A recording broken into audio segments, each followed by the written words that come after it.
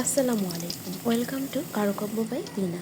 আজ আমি আপনাদের সাথে শেয়ার করব মজাদার চিকেন চালি কাবাব রেসিপি। বাইরে ক্রিস্পি আর ভেতরে নরম এই কাবাব একবার খেলে বারবার বানাতে মন চাইবে। আর কাবাবটি বানানোর জন্য খুব বেশি কিছুর প্রয়োজন নেই, ঘরে থাকা কয়েকটি উপকরণ দিয়ে কাবাবটি হয়ে যাবে। আর এত মজার কাবাব হবে যে একবার খেলে বারবার বানাবে। তো চলুন কাবাব বানানোর রেসিপিতে যাওয়া যাক। এখানে আমি কাবাব বানানোর জন্য প্রথমেই 2টি মিডিয়াম সাইজ আলু ভালোভাবে ধুয়ে কেটে নিয়েছি। সাথে দিয়ে দিচ্ছি 1.5 কাপ মসুরির ডাল। ডালটাও ভালোভাবে ধুয়ে নিয়েছি। এবার দিয়ে দিচ্ছি পরিমাণ মতো লবণ, শুকনো মরিচ গুঁড়ো, হলুদ গুঁড়ো, ধনিয়া গুঁড়ো, জিরে গুঁড়ো। এখানে লবণের পরিমাণটা ব্যালেন্স রাখবেন, খুব বেশি লবণ দিবেন না। 2টি দারচিনি, 1টি তেজপাতা। আর লবঙ্গ এলাচের পরিবর্তে আমি দিয়ে দিচ্ছি রাঁধুনির গরম মশলা গুঁড়ো। এবার দিয়ে দিলাম সামান্য পরিমাণের পানি। পানিটা এমন পরিমাণে দিতে হবে যাতে ডাল এবং আলুটা সিদ্ধ হতে হতে পানিটাও শুকিয়ে যায়। আর সব কিছু সিদ্ধ হয়ে গেলে এভাবে ভালোভাবে ব্লেন্ড করে নিতে পারেন বা ম্যাশ করে নিতে পারেন। তো আমি হাত দিয়ে ম্যাশ করে নিয়েছি। আর এখানে দিয়ে দিচ্ছি শ্রেডেড চিকেন। আমি এই চিকেনটা আগেই সিদ্ধ করে এভাবে ঝুড়ি করে রেখেছিলাম, এখন সেটা পরিমাণ মতো দিয়ে দিচ্ছি। আপনারা চাইলে এখানে চিকেনের পরিমাণ কম বেশি দিতে পারেন। তো আমি এখানে প্রায় 1.5 কাপের মতো চিকেন ইউজ করেছি, মানে ডাল যতটুকু চিকেন ততটুকু। আর এখন দিয়ে দিচ্ছি রাঁধুনির কাবাব মিক্স। রাঁধুনির কাবাব মিক্স ব্যবহার করলে এক্সট্রা কোনো মশলার প্রয়োজন হয় না। স্বাদের জন্য দিয়ে দিচ্ছি টমেটো সস, সয়া সস, চিনি, 1.5 টেবিল চামচের মতো ঘি। আপনারা ঘিয়ের পরিবর্তে বেরেস্তার তেলটা ইউজ করতে পারেন, এতে খুব ভালো একটা ফ্লেভার আসবে। দিয়ে দিচ্ছি ভিনেগার। আর এ পর্যায়ে আমি এখানে কিছুটা লেবুর রস ইউজ করেছিলাম, যেটা ভিডিওর ক্লিপে নেই। এবং বাইন্ডিংয়ের জন্য দিচ্ছি একটা ডিম। সাথে দিচ্ছি পেঁয়াজ বেরেস্তা। যেহেতু আমি কাবাবটা ফ্রোজেন করব, তো ফ্রোজেন কাবাবের জন্য অবশ্যই পেঁয়াজ বেরেস্তা ব্যবহার করতে হবে। কাঁচা পেঁয়াজ ব্যবহার করলে কাবাব ফ্রোজেন করা যাবে না এবং নষ্ট হয়ে যাবে, বেশি দিন ফ্রোজেনে থাকবে না।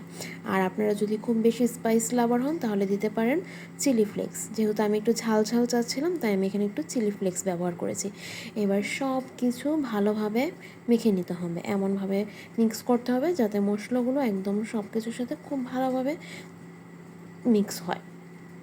তো খুব ভালোভাবে হাত দিয়ে ম্যাশ করার পর এখন আমি বাইন্ডিংয়ের জন্য ব্যবহার করব ব্রেড ক্রামস। আপনারা এখানে অল্প অল্প করে ব্রেড ক্রামস নেবেন এবং মিক্স করে নেবেন। যখন দেখবেন যে একটা কাবাবের শেপ চলে আসতেছে, শেপ দিতে পাচ্ছেন, তখনই বুঝবেন আপনার সব কিছুর উপকরণের পরিমাণ পারফেক্ট আছে, এবার বাইন্ডিং হয়েছে এবং কাবাবটা এখন ভাঙবে না।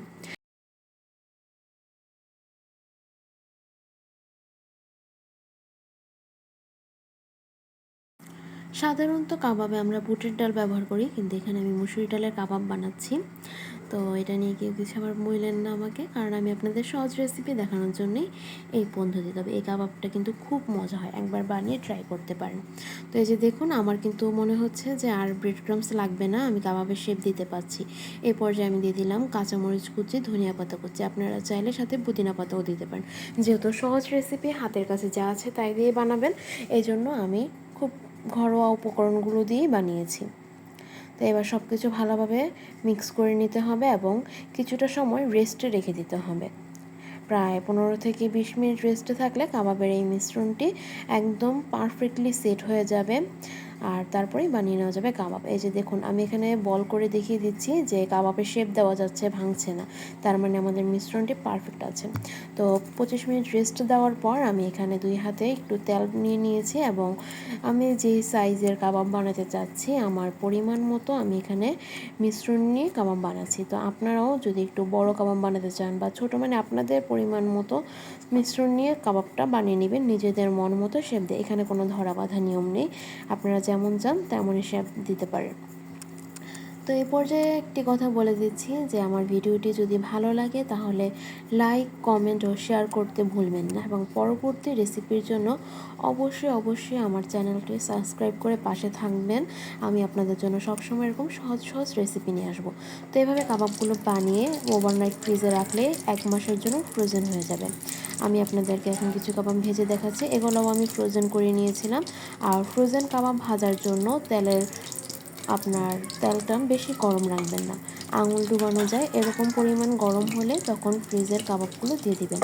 আর কাবাবগুলো অবশ্যই ভাজার 15 থেকে 20 মিনিট আগে নামিয়ে রাখবেন, যাতে একটু ডিফ্রোজ হয়। সাথে সাথে ফ্রোজেন কাবাব দিলে ভিতরটা কিন্তু ভালোভাবে কুক হবে না। এই যে দেখুন, আমি আস্তে ধীরে নেড়েচেড়ে ভেজে নিচ্ছি। উল্টে পাল্টে দুপাশ সমানভাবে লালচে ও ক্রিস্পি হলে নামিয়ে নিতে হবে। আপনারা দেখলেই বুঝতে পারছেন যে একটি পাশ কিন্তু অনেকটা লালচে হয়ে গেছে এবং কাবাবটা খুব সুন্দরভাবে ভাজা হচ্ছে, একটুও ভেঙে যাচ্ছে না, ছড়িয়ে যাচ্ছে না। অনেকের কমপ্লেন থাকে কাবাব ভেঙে যায়, ছড়িয়ে যায়, আসলে এটা বাইন্ডিংয়ের সমস্যা, এজন্য ভেঙে যায়। তো এই যে দেখুন, আমার কাবাবের কালারটা কি সুন্দর এসেছে, একদম দুই পাশে সুন্দর লালচে একটা কালার এসেছে। তো আমি এখন চেপে দেখছিলাম যে কাবাবের ভিতরে কোনো ফ্রোজেন ভাব আছে কি না। এটা আপনার এক্সপিরিয়েন্স করার বিষয়, এটা আপনি যখন ভাজবেন তখন বুঝতে পারবেন চাপ দিলে। ফ্রোজেন থাকলে একটু এই জায়গাটা শক্ত শক্ত লাগবে, আর যেহেতু ভাজা হয়ে গেছে তো সব সাইড সমান লাগবে। তো এই পর্যায়ে আমি কাবাবগুলো তুলে নিচ্ছি। কাবাবের কালারটা অবশ্যই দেখে বুঝতে পারছেন কতটা সুন্দর এসেছে এবং অনেকটা ক্রিস্পি হয়েছে। আবার এই কাবাবটা একবার বানিয়ে খেলে আপনি সব সময় সহজে বানিয়ে নিতে পারবেন। গেস্ট আসছে হঠাৎ, তো হাতের কাছে কিছু নেই, বানিয়ে নিলেন। আজকের রেসিপিটি যদি ভালো লেগে থাকে অবশ্যই লাইক, কমেন্ট ও শেয়ার করবেন। নতুন নতুন স্বাদের কারুকাজ দেখতে সাবস্ক্রাইব করুন কারুকাব্য বাই ধীনা।